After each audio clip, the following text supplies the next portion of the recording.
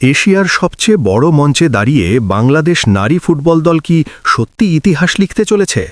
স্কোরবোর্ডে হার, কিন্তু মাঠে সাহসী লড়াই। এই দুই ছবির মধ্যে কোনটা আসল বাংলাদেশ? শক্তিশালী প্রতিপক্ষের সামনে মাথা নত নয়, বরং চোখে চোখ রেখে পাল্টা আক্রমণ। এই বার্তাই কি দিল বাঘিনীরা? আর এখন সামনে অপেক্ষা করছে আরও কঠিন দুই পরীক্ষা। উত্তর কোরিয়া ও উজবেকিস্তান, দুই প্রতিপক্ষই অভিজ্ঞ, শারীরিকভাবে শক্তিশালী এবং কৌশলগতভাবে পরিপক্ক। তাহলে কি গ্রুপ পর্বেই ঘটতে চলেছে বড় কোনো চমক? আজকের এই প্রতিবেদনে থাকছে বাংলাদেশের সাম্প্রতিক পারফরমেন্স, সামনে থাকা দুই মহারণের পূর্ণ বিশ্লেষণ এবং সম্ভাবনার হিসাব। এএফসি উইমেন্স এশিয়ান কাপের বি গ্রুপে নিজেদের প্রথম ম্যাচে এশিয়ার অন্যতম শক্তিধর দল চীনের মুখোমুখি হয়েছিল বাংলাদেশ। ম্যাচের ফলাফল ২-০ ব্যবধানে চীনের পক্ষে গেলেও কেবল স্কোর লাইন দেখলে পুরো গল্পটা বোঝা যাবে না, কারণ মাঠে যে বাংলাদেশকে দেখা গেছে তা ছিল আত্মবিশ্বাসী, সংগঠিত এবং ভয়হীন। শুরু থেকেই চীনের মতো অভিজ্ঞ দলের বিপক্ষে রক্ষণাত্মক মানসিকতা নয়, বরং পরিকল্পিত প্রেসিং, দ্রুত কাউন্টার অ্যাটাক আর মাঝমাঠের দারুণ সমন্বয়, সব মিলিয়ে এক নতুন বাংলাদেশকে দেখেছে ফুটবল বিশ্ব। চীন গোল পেলেও ম্যাচের নিয়ন্ত্রণ পুরোপুরি নিজেদের হাতে নিতে পারেনি, বরং বেশ কয়েকটি মুহূর্তে বাংলাদেশের আক্রমণ ভাগ চীনের ডিফেন্সে চাপে ফেলেছে। ফিটনেস, গতি আর ট্যাকটিক্যাল ডিসিপ্লিন, এই তিন জায়গায় চোখে পড়ার মতো উন্নতি ছিল। শেষ বাঁশি বাজার আগ পর্যন্ত লড়াই চালিয়ে গেছে লাল সবুজের প্রতিনিধিরা। এই পারফরমেন্সই প্রমাণ করে দিয়েছে বাংলাদেশ এখন আর কেবল অংশগ্রহণ করতে আসেনি, তারা প্রতিদ্বন্দ্বিতা করতে এসেছে। এবার সামনে আরও বড় চ্যালেঞ্জ। ৬ মার্চ অস্ট্রেলিয়ার ওয়েস্টার্ন সিডনি স্টেডিয়ামে উত্তর কোরিয়ার মুখোমুখি হবে বাংলাদেশ। উল্লেখযোগ্য বিষয় হল, এই মাঠেই চীনের বিপক্ষে প্রথম ম্যাচটি খেলেছিল বাংলাদেশ।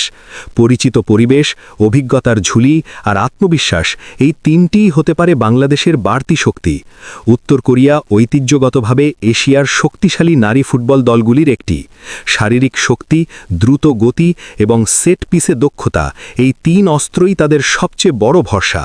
তবে চীনের বিপক্ষে যেভাবে বাংলাদেশ নিজেদের গুছিয়ে খেলেছে, একই ধারাবাহিকতা বজায় রাখতে পারলে উত্তর কোরিয়াকেও চাপে ফেলা অসম্ভব নয়। এরপর ৯ মার্চ উজবেকিস্তানের বিপক্ষে আরেকটি গুরুত্বপূর্ণ ম্যাচ। এই লড়াইটি হবে পার্থ রেক্ট্যাঙ্গুলার স্টেডিয়ামে। গ্রুপ পর্বের হিসেবে এই ম্যাচটি হয়ে উঠতে পারে নির্ধারণী, কারণ উজবেকিস্তানও সমমানের প্রতিপক্ষ, যাদের বিপক্ষে জয় কিংবা পয়েন্ট পাওয়া গ্রুপে টিকে থাকার জন্য অত্যন্ত গুরুত্বপূর্ণ। এই ম্যাচে মাঝমাঠের নিয়ন্ত্রণ আর সুযোগ কাজে লাগানোর দক্ষতাই বড় ফ্যাক্টর হতে পারে। চীনের বিপক্ষে বাংলাদেশ যেভাবে শৃঙ্খলাবদ্ধ ডিফেন্স আর দ্রুত ট্রানজিশন দেখিয়েছে, সেটি যদি আরও ধারালো ফিনিশিংয়ের সঙ্গে যুক্ত হয়, তাহলে উজবেকিস্তানের বিপক্ষে বড় কিছু করে দেখানো সম্ভব। বি গ্রুপ এখন অনেক বেশি প্রতিদ্বন্দ্বিতাপূর্ণ হয়ে উঠেছে। চীনের কাছে ২-০ ব্যবধানে হারলেও বাংলাদেশ যে বার্তা দিয়েছে তা স্পষ্ট। তারা আর আন্ডারডগ নয়, তারা লড়তে জানে, চাপ নিতে জানে, বড় মঞ্চে নিজেদের মেলে ধরতে জানে। আত্মবিশ্বাসের যে ভিত তৈরি হয়েছে, সেটিই হতে পারে আগামী ২ ম্যাচের মূল শক্তি। ফুটবল কখনো শুধু স্কোর লাইনের খেলা নয়, এটি মানসিকতারও খেলা। আর সেই মানসিকতায় বদল এসেছে বাংলাদেশের নারী ফুটবলে। এখন প্রশ্ন একটাই, এই ধারাবাহিকতা কি বজায় থাকবে? উত্তর কোরিয়া ও উজবেকিস্তানের বিপক্ষে কি দেখা যাবে আরও পরিণত, আরও ধারালো বাংলাদেশ? যদি চীনের বিপক্ষে দেখানো দৃঢ়তা, ফিটনেস এবং কৌশলগত শৃঙ্খলা একইভাবে ধরে রাখতে পারে বাঘিনীরা, তাহলে গ্রুপ বিতে বড় কোনো অঘটন ঘটানো একেবারেই অসম্ভব নয়। সব মিলিয়ে বলা যায়, বাংলাদেশের পরবর্তী ২ ম্যাচই হয়ে উঠতে যাচ্ছে ভাগ্য নির্ধারণী। ৬ মার্চ ও ৯ মার্চ, এই ২ দিনই ঠিক করে দিতে পারে লাল সবুজের স্বপ্ন কত দূর যাবে।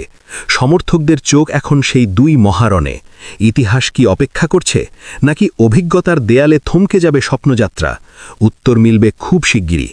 তবে একটা বিষয় নিশ্চিত, বাংলাদেশ নারী ফুটবল দল ইতিমধ্যে প্রমাণ করেছে তারা শুধু খেলতে আসেনি, তারা লড়াই করতে এসেছে। আর এই লড়াই শেষ বাঁশি বাজা পর্যন্ত চলবেই।